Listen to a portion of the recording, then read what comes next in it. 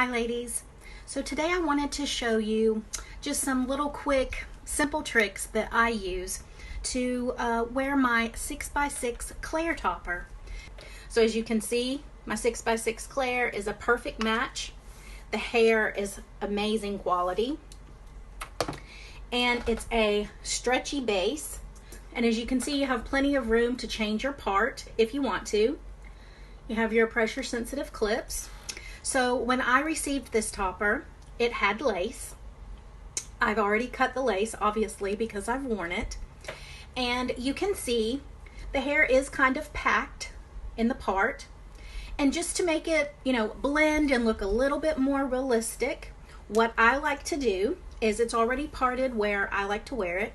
So I just take some regular concealer, a little skinny brush, whatever your preference is, and I get a little bit of concealer, and along the part line I just lightly dab the concealer.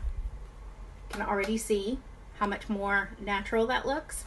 And then what I like to do is just take some regular translucent setting powder, dip my brush in that, and go back over, just dabbing ever so lightly in that spot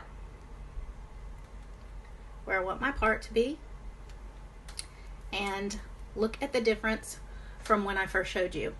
So I'm just going to go ahead and show you how I apply it. I just comb my bio hair forward. You can see all that thinning, yuck. And then I just line up that part where I want it to be. I start with my front clips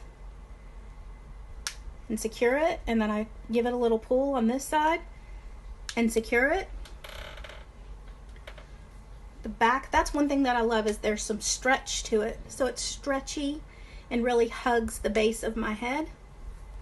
Once I have it in place, I just brush my hair to the side the way I wear it.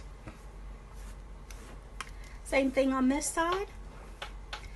And I've gone from thin to thick hair all the way down. And as you can see, that part is pronounced now. It looks more natural. My hairline looks natural.